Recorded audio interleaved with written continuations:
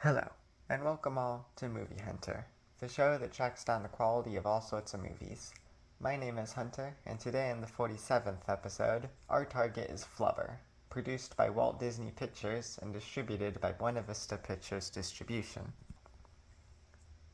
In 1943, a short story by Samuel W. Taylor called A Situation of Gravity was released. The short story would be adapted many times, most relevantly by Disney in 1961 in the film The Absent-Minded Professor, which got a sequel in 1963 called Son of Flubber. This remake would release 34 years later and made $178 million on a budget of $50 to $80 million. The director was Les Mayfield and the screenplay was by John Hughes and Bill Walsh. It was produced by John Hughes and Ricardo Mestres. The cinematographer was Dean Cundy and the music was by Danny Elfman.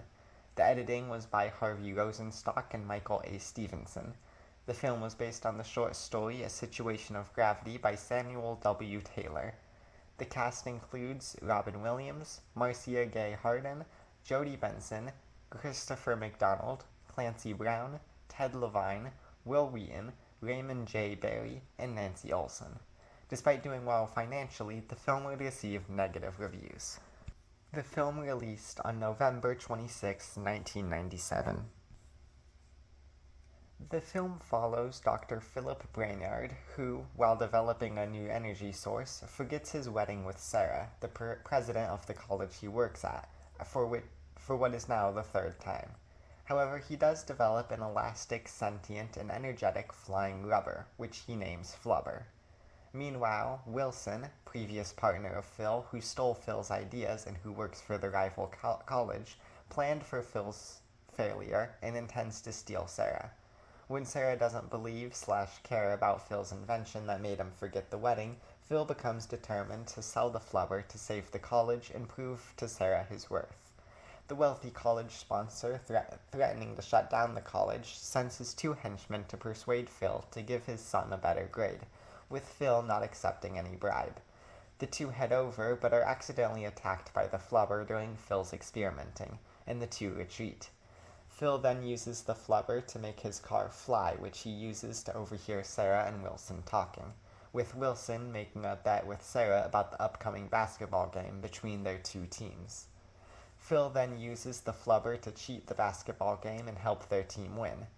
That night, Phil talks with his flying robot companion, Webbo, about his love for Sarah, which Webbo records and brings to Sarah, leading to the two getting back together. The wealthy college sponsor, Chester, offers to buy the Flubber in return for the college's debt being repaid, but not wanting to sell it to him, they refuse. That night, Chester sends his henchmen to raid the house and steal the Flubber, which they do, and destroy Webbo in the process.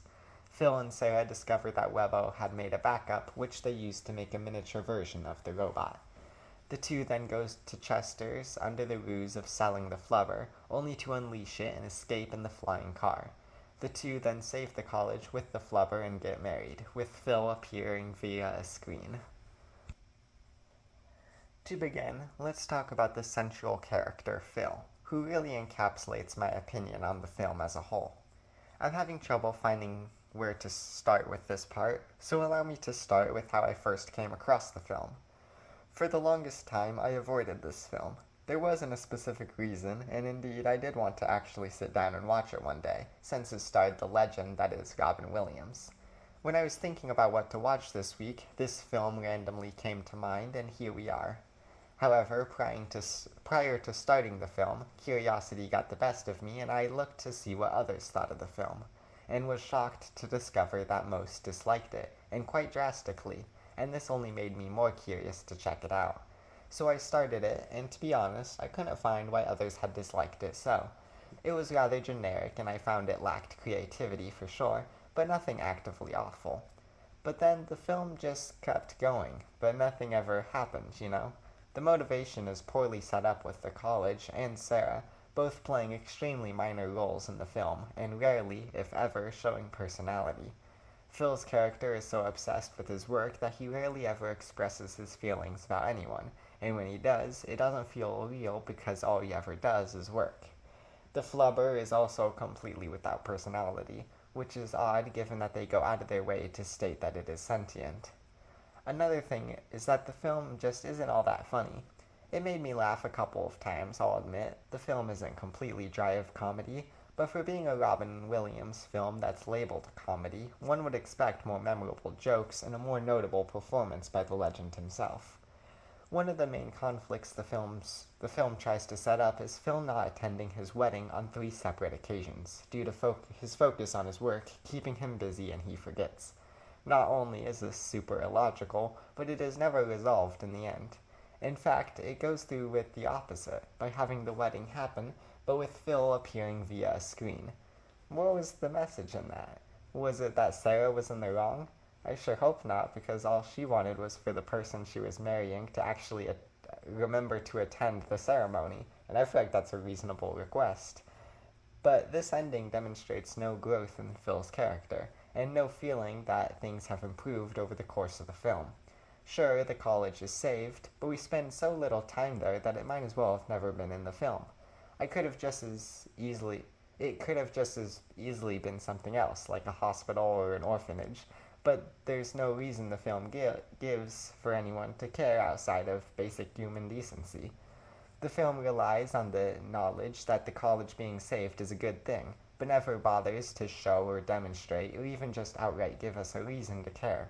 The film just leaves with the bitter taste that nothing happened or was accomplished. There are other examples of this, as we'll get into, but this central story really highlights the problem.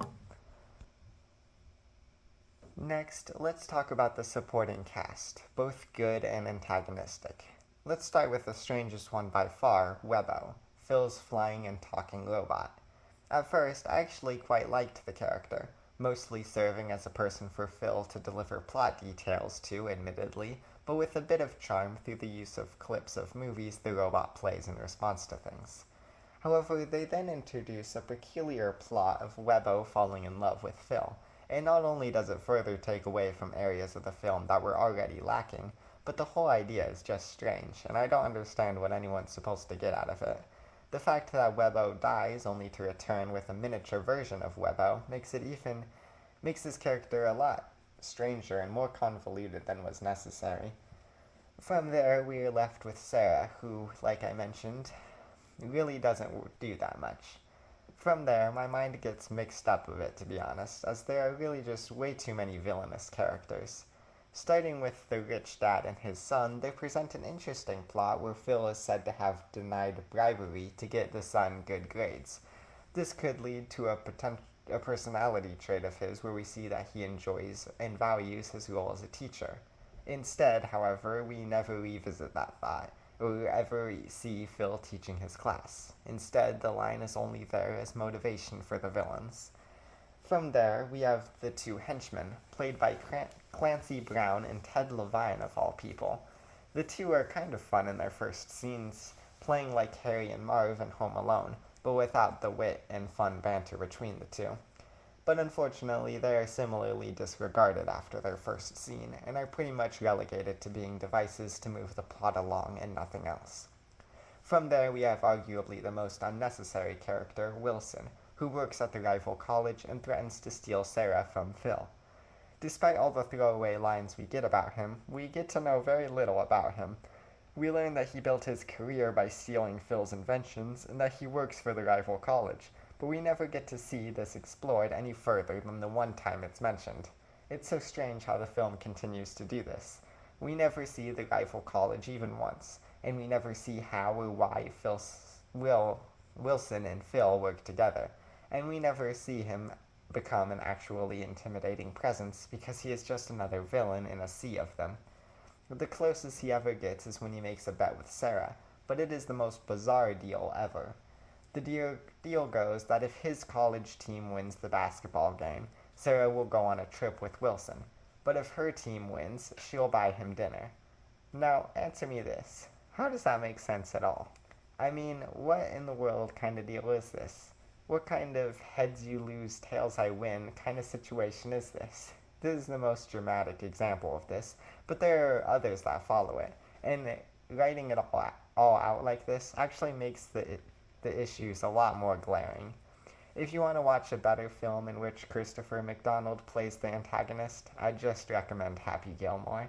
And if you want a better film featuring multiple villain groups, I'd recommend The Rocketeer.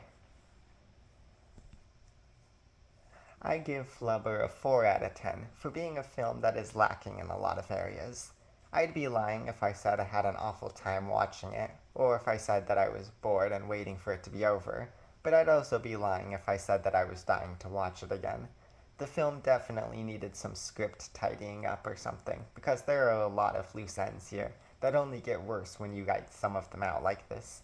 Definitely not the Robin Williams comedy I was hoping for, but that won't sway me from trying others that I haven't seen yet in the future. Welp, that's all, folks. I hope you enjoyed, and feel free to share any opinions you had on the movie. A new episode releases each week, so stay tuned to see which film I cover next. And in case I don't see you, good afternoon, good evening, and good night.